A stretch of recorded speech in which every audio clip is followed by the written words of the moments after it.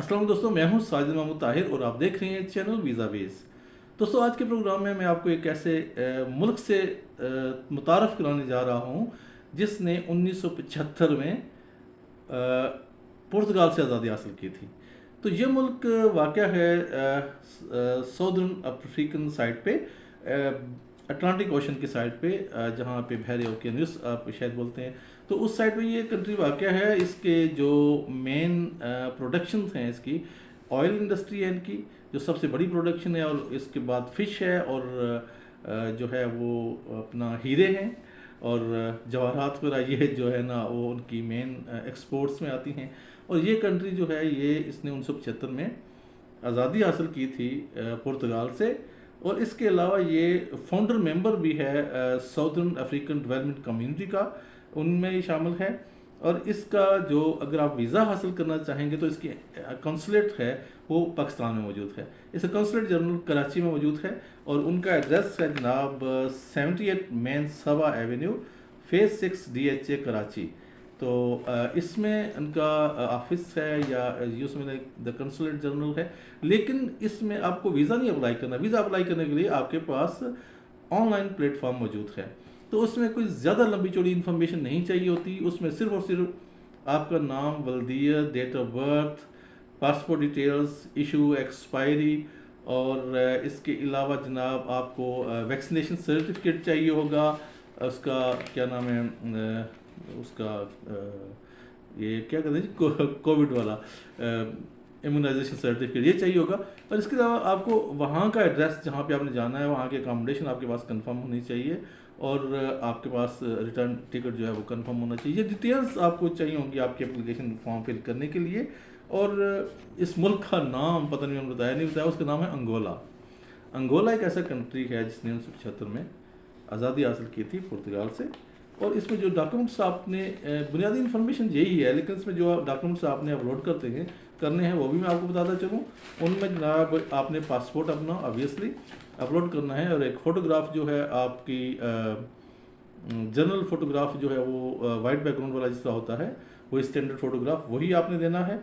और इसके अलावा जनाब वैक्सीन सर्टिफिकेशन की जो है वो भी आपने कापी उनको कर देनी है, अपलोड कर देनी है। और होटल रिजर्वेशन है, या आपका कोई इन्विटेशन है, या जो भी आपकी अकोमोडेशन कंफर्मेशन है वो देनी है। एयर टिकट रिजर्वेशन देनी है, लेकिन रिजर्वेशन देनी है, याद रहे ओरिजिनल टिकट नहीं चाहिए, सिर्फ और सिर्फ वो टिकट की बुकिंग चाहिए। और सबसे इम्पोर्टेंट चीज़ जो इसमें है वो ये है कि आपने जो फंड साथ में कैरी करने हैं वो $200 पर डे के हिसाब से हों। फ़र्ज़ करें आपने वहाँ पर 7 दिन का क़याम करना है, तो 7 दिन के लिए आपको $1400-1500 अपने पास रखने पड़ते हैं। और आपने 14 दिन अगर क़याम करना है तो उसी हिसाब से उसको डबल कर लें, 2800 या 3000। ठीक है, तो ये बड़ी ही इम्पॉर्टेंट बात है जो आपको करनी है। इसके अलावा जो कुछ तस्दीकें जो हैं, जिस तरह हर एक फॉर्म में होती हैं, वो भी आपको देनी पड़ेंगी। पहली तस्दीक ये है कि आपका किसी सियासी तंजीम से, सियासी पार्टी से कोई ताल्लुक़ नहीं है। अब ये नहीं कि आप वोटर हैं तो आपका ताल्लुक़ है, नहीं नहीं, वो नहीं। इंफ्रास्ट्रक्चर के अंदर आप नहीं हैं, मिसाल के तौर पर आपके पास कोई भी सियासी ओहदा नहीं है, इसकी जो है ना आपने तस्दीक देनी है। इसके अलावा आपने तस्दीक ये भी देनी है कि आप किसी भी बैंड ऑर्गेनाइजेशन जो है वो उनके साथ नहीं रहे हैं।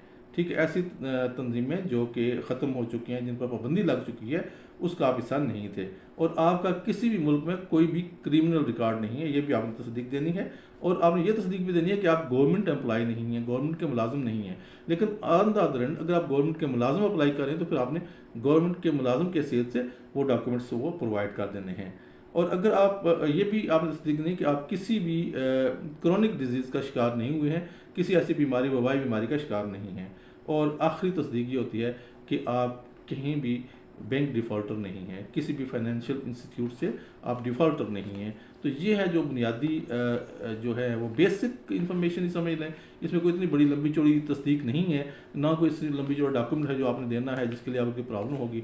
एक नॉर्मल आम सी एप्लीकेशन है वो हो जाएगी और आपका वीज़ा हो सकता है। इसके अलावा कुछ दोस्तों अहबाब के फीडबैक से उनकी ये समझ लें कि मोहब्बतें हैं, तो वो मैं उनका चंद का जिक्र करूंगा, अगरचे सबका तो बहुत ही मुश्किल है। नॉर्मल सा है, अभी जो रेंडमली जो सामने आई हैं उनमें जनाब रिदा और रहमान बाजवा, ये कहते हैं जी thank you so much for a great information. ये जो हमारी वीडियो थी एयरपोर्ट पे असाइलम की, उस वीडियो के हवाले से उन्होंने कमेंट किया है कि thank you so much for a great information. बहुत शुक्रिया जी आपका भी।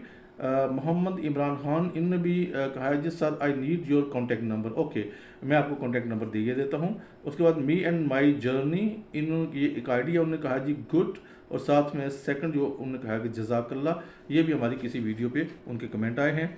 मोहम्मद मुश्ताक ये कहते हैं जी please suggest properly to reach Canada.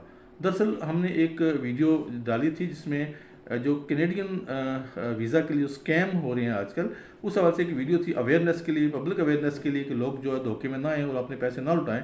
उस हवाले से हमने एक वीडियो डाली थी, उसमें नीचे इन्होंने कमेंट किया है मोहम्मद मुश्ताक साहब ने, तो ये कहते हैं कि हमें सही तरह से बताया जाए कि किस तरह हम कनाडा जा सकते हैं। जी बिल्कुल, इंशाल्लाह मैं आपको बहुत जल्द एक इस हवाले से भी वीडियो प्रॉपरली बना के दूंगा कि किस तरह आप अपना वीज़ा खुद ऑनलाइन अप्लाई कर सकते हैं। थोड़ा सा डिफ़िकल्ट है, आम यूके वगैरह की तरह नहीं है, थोड़ी सी कॉम्प्लिकेशंस हैं, लेकिन नामुमकिन नहीं है, बहुत आसान है।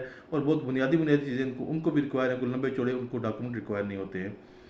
आगे जनाब किंग सलमानियात ये कहते हैं जी what about student rate ratio in Turkey. तो तुर्किया जो है उसके हवाले से उन्होंने पूछा है कि स्टूडेंट की रेशो क्या है आजकल। वैसे तो स्टूडेंट की जो उनका एक टेन्योर होता है, उनके स्पेसिफिक टाइम होता है, स्लैब्स होती हैं, उनके मुताबिक आप अप्लाई करेंगे तो फिर आपका वीज़ा हो जाएगा। लेकिन प्रॉपर स्टूडेंट्स का होता है, ये जो लैंग्वेज लर्नर वगैरह होते हैं इनका वीज़ा नहीं हो रहा है। और फिर मैं आपको बताऊं कि इन दिनों अगर आप विज़िट पे भी जाते हैं तो मार्च तक कम अज़ कम अप्लाई ना करें कि एक तो वो लोड कम कर रहे हैं इस्तांबुल में, और शायद उनके कोई इलेक्शन आने वाले हैं, उस हवाले से भी उनके मसाइल हैं। तो इस्तांबुल में तो नहीं, अलबत्ता अगर आपने वीज़ा अप्लाई करना तो इधर अनकरा वगैरह अंतालिया वगैरह की साइट पे आप अप्लाई कर सकते हैं। उसके बाद जनाब सैयद मुश्ताक साहब कहते हैं what type of documents required to show for asylum. ये जो हमारी असाइलम एयरपोर्ट पे असाइलम की एक वीडियो थी उस पर उन्होंने कहा है सैयद मुश्ताक साहब ने, वो कहते हैं कि जी आपको कौन कौन से डॉक्यूमेंट जो है वो शो करने पड़ते हैं असाइलम के लिए। देखें, अगर आप एयरपोर्ट पे कर रहे हैं तो फिर आपको किसी भी डॉक्यूमेंट के उस वक्त पे शो करने की ज़रूरत नहीं है। बेसिकली तो आप अपने मुल्क से फ्ली करके हैं, आप मुश्किल हालात में हैं, ऐसे हालात में हैं कि आप वहाँ जिस तरह भाग के आदमी आता है, मतलब डायरेक्टली तैयारी करके प्रॉपर से नहीं आता है, तो फिर वो बंदा डॉक्यूमेंट कैरी नहीं कर सकता है ना। तो फिर इसलिए ये डॉक्यूमेंट बाद में प्रोवाइड करने होते हैं। इनिशियली आपको वर्बली आपको इंटरव्यू देना पड़ता है। हाँ, अलबत्ता आपके पास एक फ़ोटो आईडी होनी ज़रूरी है। अगर आपके पास पासपोर्ट नहीं है तो आप अपना कौमी शनाख्ती कार्ड साथ रख लें ताकि आपकी आइडेंटिटी कन्फर्म हो सके कि आपका ताल्लुक किस मुल्क से है। क्योंकि गंदमी रंगत वाले ईरान, इंडिया, पाकिस्तान, बांग्लादेश, मुख्तलिफ ममालिक ऐसे हैं जिनमें हमारे गंदमी रंग लोग हैं, वो पहचान नहीं सकते कि इनका ताल्लुक किस मुल्क से है। तो उस हवाले से लाजमी है कि आपके पास एक फ़ोटो आईडी हो, तो वो ज़्यादा बेहतर है। उम्मीद है कि आपको आज की इन्फॉर्मेशन पसंद आएगी। Thank you so much. अल्लाह निगहबान।